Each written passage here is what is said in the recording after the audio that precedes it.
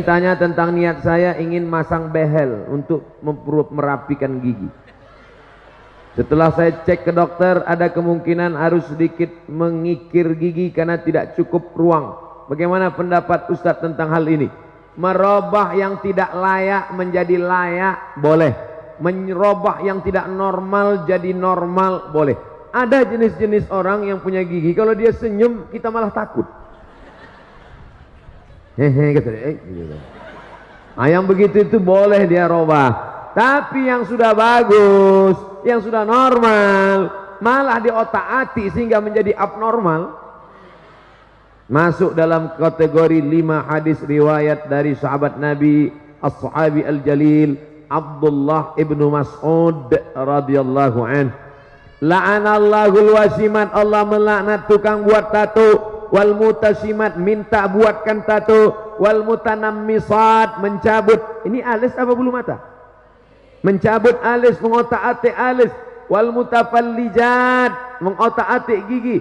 Wal mughayyirat, yang kelima, lil husni, merubah ciptaan Allah untuk merasa lebih cantik. Setan mempermainkan dia. Kata setan, masukkan kresek ke wajahmu, dagu panjang, isinya kresek. Enggak kresek Ustaz, silikon. Silikon itu kan plastik. Kresek. Makanya kalau diperiksa wajahnya itu cuma 5% yang daging, lain kresek. Dagu plastik, hidung plastik.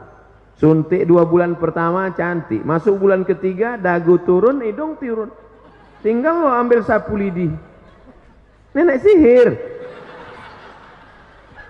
Sampai ini apa nama yang di ujung ini? Bulu mata. Ini pun plastik juga. Lentik, plastik. Ada orang bakar sampah, layu. Panas. Apa ini?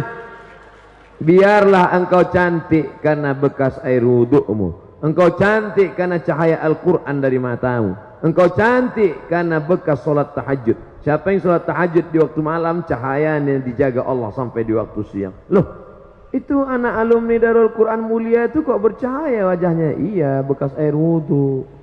Emangnya aku tayamum? Oleh sebab itu maka orang yang selalu mengotak-atik wajahnya, sobek di sini, suntik di sini, isi di sini, itu dipermainkan setan. Wala udillannahum, aku sesatkan. Wala umanniyannahum, aku buat mereka berilusi, berhalusinasi. Engkau makin cantik, engkau lebih cantik, engkau lebih cantik. Tapi sebenarnya dia saja yang merasa cantik. Orang melihat dia malah takut. Saya melihat orang bagi operasi-operasi itu malah wajahnya mengerikan, menakutkan. Coba lihat di internet contoh beberapa artis barat, bule, yang wajah di hari tuanya amat sangat menakutkan akibat dari merubah-rubah ciptaan. Tapi kalau hanya memperbaiki dari yang tak layak menjadi layak, face off bagi yang kebakaran, na'udzubillah, habis kena api, maka dioperasi menjadi layak. Boleh, tidak termasuk dalam wal mughayyirat lil husni. Bagaimana menurut Ustadz tentang kebijakan baru, yaitu nikah minimal harus 19 tahun dan harus ada sertifikat siap nikah terlebih dulu dengan mengikuti pelatihan 3 bulan.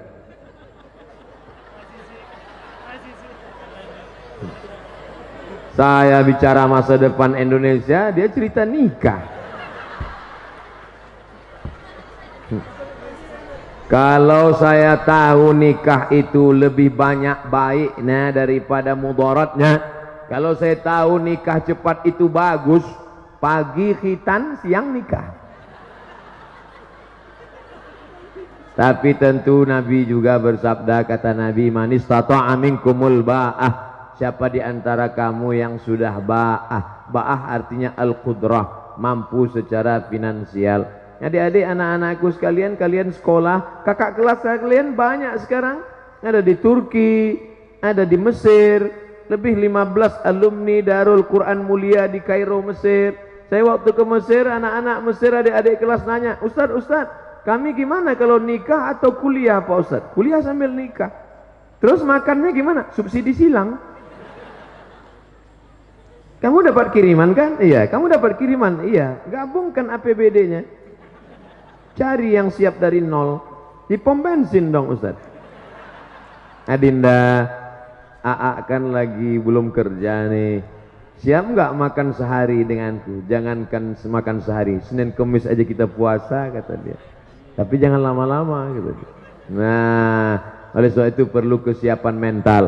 Masalah perlu sertifikat sebelum nikah, ini memang dari dulu saya ngomong ke Bapak Kepala Kantor Wilayah Kementerian Agama Provinsi Riau dulu, namanya Pak Dr. Asyari Nur.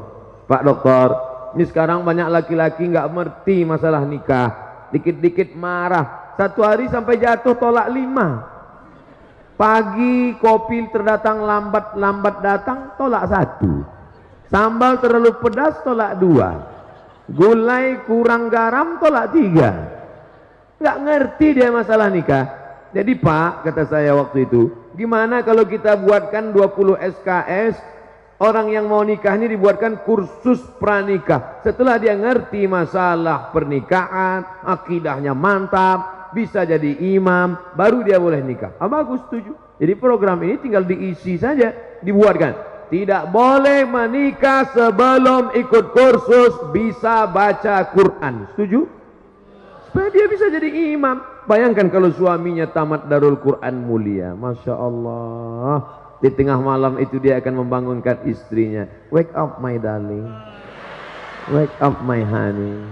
Karena dia tiap malam tahajud di Darul Quran. Dia pun salat, Allahu Akbar, Bismillahirrahmanirrahim, Ar-Rahman, Allamal Quran, Khalaqal Insan, Allamahul Bayan. Allahu Akbar. Kata makmumnya, loh kok cepat banget itu. Begitulah kalau suaminya alumni Darul Quran mulia. Tapi kalau yang nggak lulus sertifikat tadi, Allahu Akbar, sampai salam nggak bunyi. Imam silent. Nauzubillah. Tapi masih syukur masih mau tahajud. Nah, jadi ini kita isi saja. Pelatihan 3 bulan bagus, tapi isinya harus diisi dengan pesan-pesan Islami. Suaminya pandai baca Quran, suaminya mesti sholat, ngerti masalah hukum tolak rujuk li'an khulu, ngerti masalah pembagian harta warisan. Ini banyak sekarang anak-anak kita yang perempuan ditipu, dibodohi sama suami yang nggak ngerti agama ini. Hei istriku, sejak kamu jadi suami, sejak kamu punya suami aku, maka segala surat tanahmu, surat mobilmu, semuanya milik aku, karena sorgamu di bawah tapak kakiku. Ini pembodohan luar biasa. Oleh sebab itu 3 bulan pelatihan ini harus diisi dengan nilai-nilai kebangsaan, nilai-nilai keagamaan. Maka ini bagus sekali. Assalamualaikum Ustaz. Waalaikumsalam. Semoga antum selalu dalam lindungan Allah, ya. 2150 santri mendoakan saya, menembus pintu-pintu langit. 2150 santri mendoakan, dari yang kecil-kecil tadi. Yang kecil-kecil malah manggil Ustaz. Ya. Anak-anak yang tak berdosa itu. Afwan Ustaz mau nanya, gimana hukumnya akhwat sholat pakai baju gamis, sedangkan familiarnya suka pakai mukena? Mukena itu cuma ada di Indonesia. Di Mesir nggak ada mukena. Antum capek nyari mukena di Maroko, nggak akan ketemu. Jadi pakaian dalam Islam itu tidak diatur oleh fashion, style, tapi yang diatur adalah sifatnya. Sifat pakaiannya longgar, menutup aurat, maka dia sudah boleh dipakai untuk sholat. Tidak dilihat kainnya. Walaupun kainnya terbuat dari jeans, kain jeans, tapi longgar. Kainnya jeans tapi longgar, lebar. Karena tidak diatur kainnya terbuat dari apa. Oh, nggak boleh pakai jeans Pak Ustaz. Sholat pakai jeans nggak batal. Mana dalilnya? Ini minal jinnati wan nas. Nggak benar. Nah, jadi jin yang nggak boleh itu kan jin sempit. Jin sempit yang sampai darahnya pun nggak mengalir. Dipakai jam 8, jam 9 pucat. Bertahan darah. Sampai menjerit itu paha. Tolong, tolong, itu nggak boleh.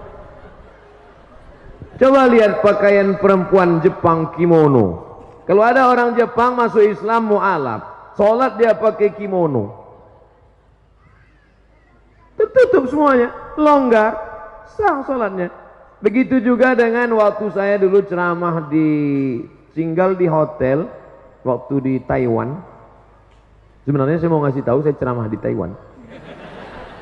Jadi saya lihat di dinding hotel itu ada gambar perempuan Cina, saudara kita Tionghoa, tapi yang zaman-zaman dulu ternyata bajunya panjang. Nonton nggak sinetron siluman ular? Itu bajunya panjang. Lama saya perhatikan, tinggal pakai jilbab aja dia, panjang, longgar, tutup aurat. Tinggal pakai jilbab aja sah untuk sholat. Ya, jadi agama Islam. Ya ayuhan nabi, wahai Muhammad SAW, qul li azwajika, katakan kepada istrimu, wa banatika, anak perempuanmu, wa nisa'il mu'minin, perempuan yang beriman. Bagaimana? Yudnina alaihinna min jalabibihinna, panjangkanlah kain. Karena dulu mereka orang jahiliyah pakai kain, kepalanya ditutup, lehernya kelihatan. Pakai ke bawah tapi betisnya kelihatan. Turun ayat, turunkan leher tutup dan betis tutup sampai bawah. Maka sholat dia dengan demikian, sholatnya sah. Nah, ini tentang masalah menutup aurat. Apa ancaman bagi orang yang mengabaikan hafalan Quran? Sebagai peringatan bagi para hufaz untuk selalu menjaga hafalannya. Orang yang melupakan bacaan Quran nanti bangkit di padang mahsyar, giginya hilang dalam keadaan ompong. Tapi hadisnya dhaif, tidak bisa dijadikan sebagai dalil dalam masalah akidah. Tapi hadis yang kuat tentang menyia-nyiakan hafalan Quran adalah termasuk bagian dari menyia-nyiakan agama Allah. Karena kata Nabi, taraktu fikum amraini, aku tinggalkan pada kamu dua perkara. Intamassakum bihima, kalau kamu pegang yang dua ini, lan tadillu abada, kamu tidak akan sesat untuk selamanya. Kitab Allah, Al-Quran, wa sunnati.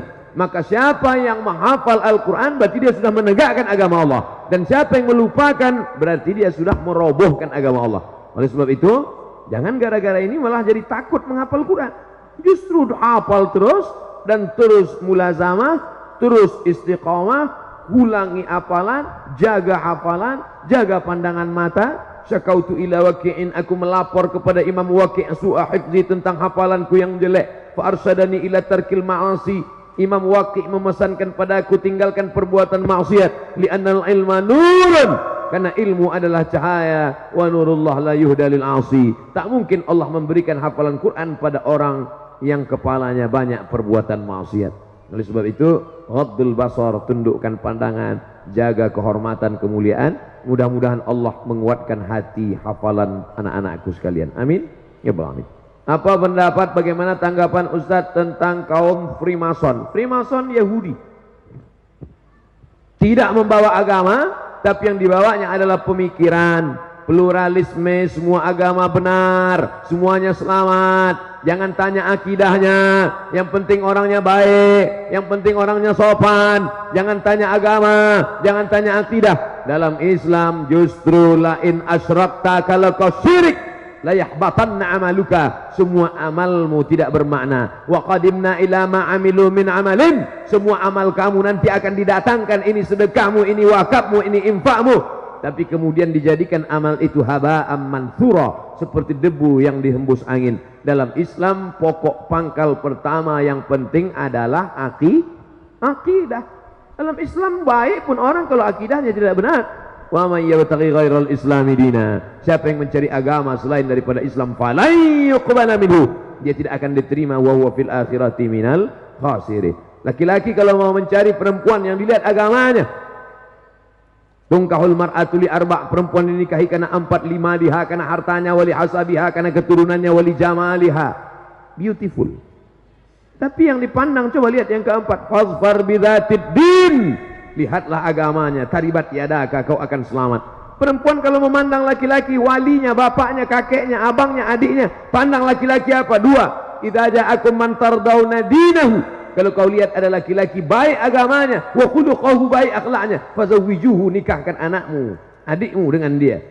Yang pertama dilihat dari laki-laki agama, yang dilihat dari perempuan agama. Jadi sekarang kalau ada Freemason mengatakan agama nggak penting, yang penting dia orangnya baik, yang penting gajinya besar, yang penting mobilnya mewah. Oh, nggak bisa begitu. Iya kalau mobilnya cash, kalau kredit. Ustadz, jika kita punya utang, wah ini udah cerita utang nih, belum dibayar. Ketika kita ingin membayarnya, kita tidak tahu di mana orangnya berada. Alhamdulillah.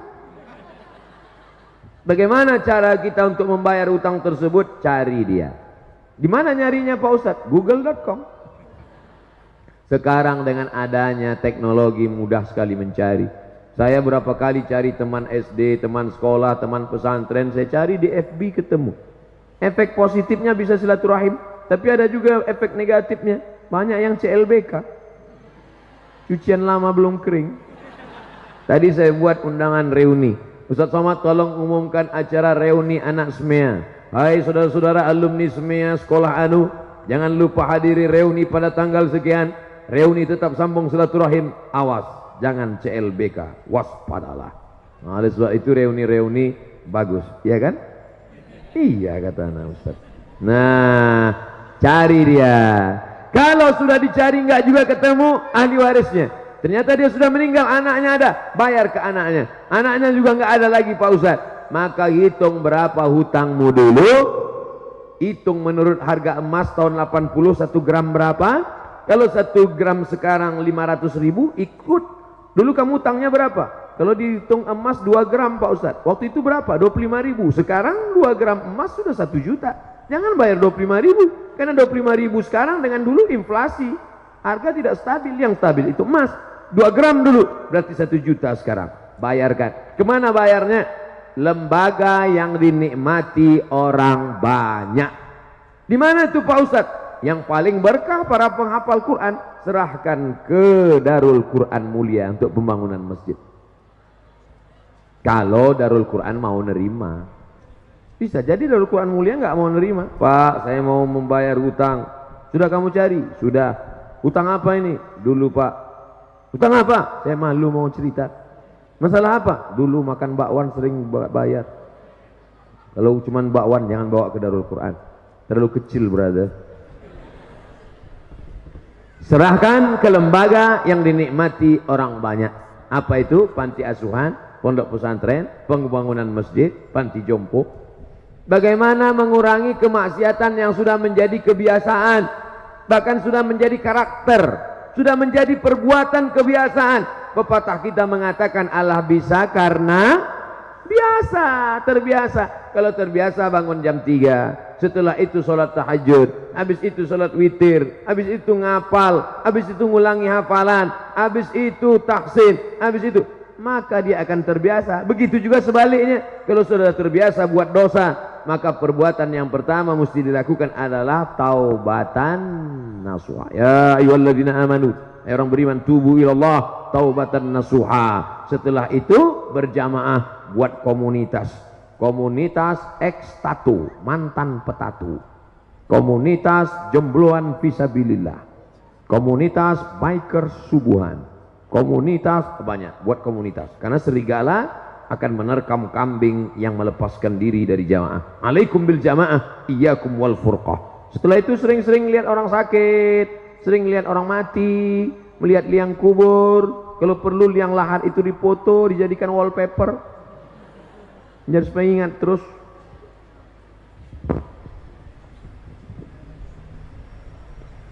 Menyikapi konflik Suriah. Ketika kita berdoa, kita harus berdoa seperti apa? Soalnya perang melibatkan pihak yang sangat banyak, kita tidak jelas. Allahumma ansuril Islam wal muslimin. Tolonglah saudara kami orang Islam muslimin. Waqdulil kafarata wal musyrikin. Hinakan orang kafir dan orang musyrik. Allah mansur ikhwanana al-mujahidin al-mustad'afina fi Palestin wa fi Suriah wa fi Rohingya wa fi Uyghur. Nah, doanya begitu. Minta tolong hamba-hamba Allah yang teraniaya. Dan jangan sangka Allah itu robot. Nah, ini perlu akidahnya benar. Masa iya Allah tak bisa membedakan mana hak, mana batil, mana orang betul, mana orang batil. Jadi jangan sangka, salah nanti salah alamat doa saya Pak Ustaz. Enggak. Minta sama Allah menolong mustad'afin yang teraniaya, Allah menolong orang yang lemah, Allah menolong orang yang terzalimi. Sudah muncul Imam Mahdi. Apa betul Pak Ustadz? Ketika Habib Umar bin Hafiz datang 2 tahun yang lalu, kebetulan saya ikut dialog, diminta sebagai pembawa acara. Ada yang nanya, Habib Umar, ya Imam Mahdi udah lahir apa belum?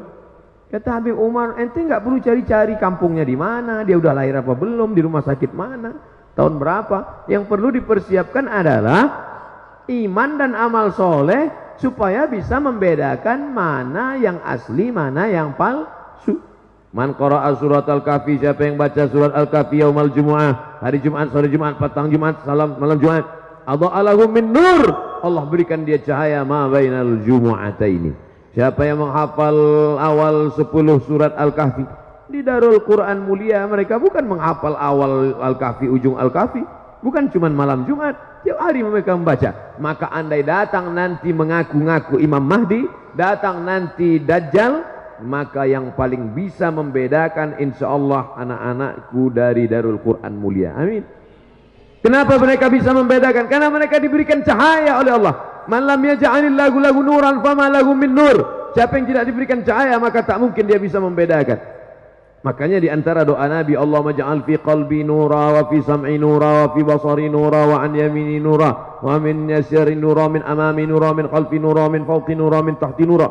Kenapa minta cahaya? Supaya bisa membedakan mana Al-Masih asli, mana Al-Masih Dajjal, mana Imam Mahdi, mana Imam Mahadi. Banyak sekarang ngaku-ngaku Imam Mahdi, macam-macam bentuknya.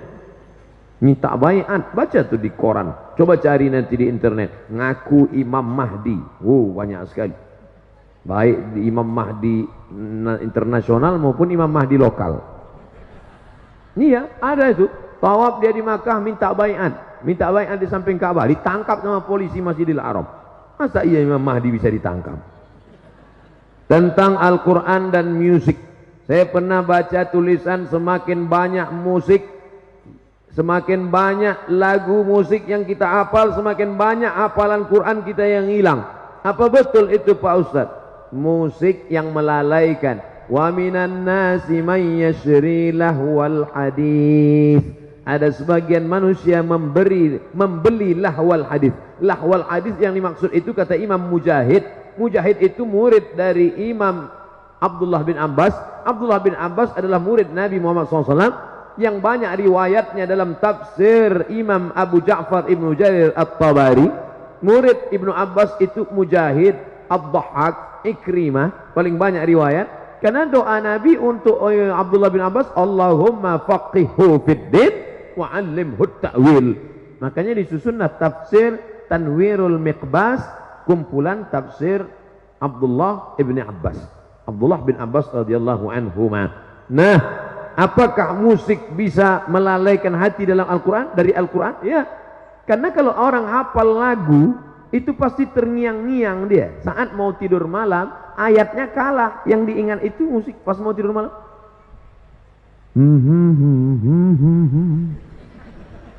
Dia terngiang-ngiang. Sampai nanti pas mau sakratul maut pun bisa. Oleh sebab itu maka, tapi kalau lagunya lagu religi, lagu solawat, lagu yang mendekatkan kepada ingat mati, yang searah sejalan dengan Al-Quran, karena Al-Quran itu sendiri pun dibaca dengan lagu.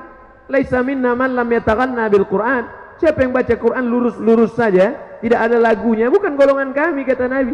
Makanya para ulama membolehkan memasukkan bayati, soba, sika, nahawan, jaharka, ras.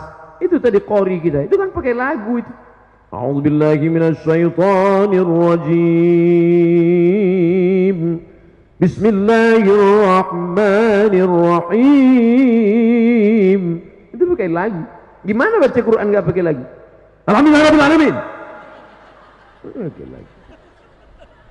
Yang nggak boleh itu lagu yang mengajak pada perbuatan maksiat, selimut tetangga, cinta satu malam. Apa ini lagu? Mengajak pada perbuatan zina. Tapi kalau lagunya ingat mati, lagunya mengingatkan kepada Rasul, lagunya pula Al-Quran, Allahumma arhamna bil Quran. Itu ada lagunya. Azan aja pakai lagu. Azan itu pakai lagu. Allahu Akbar, Allahu Akbar. Pakai lagu. Gimana azan nggak pakai lagu? Allahu Akbar, Allahu Akbar. Itu bukan azan, ngamuk.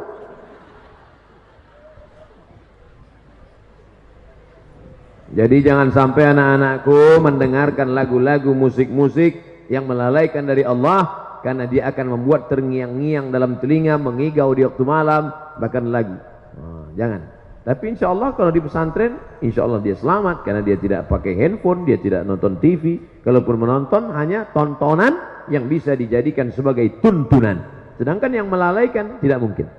Tolong nasihati kami para santri. Udah dari tadi nasihat terus. Tentang bahaya pacaran. Gimana mau cerita bahaya pacaran? Orang lihat perempuan aja enggak. Lihat perempuan aja pas saya datang ini. Makanya banyak yang berharap saya sering-sering datang. Sering-seringlah datang ke sini Ustaz, biar kami bisa ketemu lagi. Oke, kita bicara sebagai orang yang dewasa, bukan anak-anak. Laki-laki membonceng perempuan, pergi sana, pergi sini, bonceng sana, bonceng sini, masuk angin, gembung. Maaf beribu, maaf Pak Kiai, mungkin tidak sopan, tapi saya perlu ceritain itu anak-anak kita. Yang muntah-muntah laki-laki apa perempuan? Perempuan. Kalau hamil yang melahirkan laki-laki apa perempuan? Perempuan. Yang hilang kehormatannya laki-laki apa perempuan? Perempuan. 9 bulan 10 hari kemana-mana. Perempuan. Laki-laki enak aja. Tertulis di botol, do not accept if cell is broken. Jangan terima botol kalau segelnya rusak. Laki-laki apa perempuan? Perempuan. Oleh sebab itu, jangan pacaran. Karena kalian yang rugi. Laki-laki ini enak aja deh. Oleh sebab itu maka, tapi kalian yang laki-laki, ingat, kalian yang sekarang mempermainkan perempuan, 20 tahun lagi kalian akan punya anak perempuan. Anak kalian perempuan. Istri kalian perempuan. Hati-hati, hati-hati. Apa yang kalian lakukan hari ini akan berbalik kepada kalian di masa akan datang. Waspadalah. Mudah-mudahan kajian kita malam ini menjadi amal soleh, insya Allah.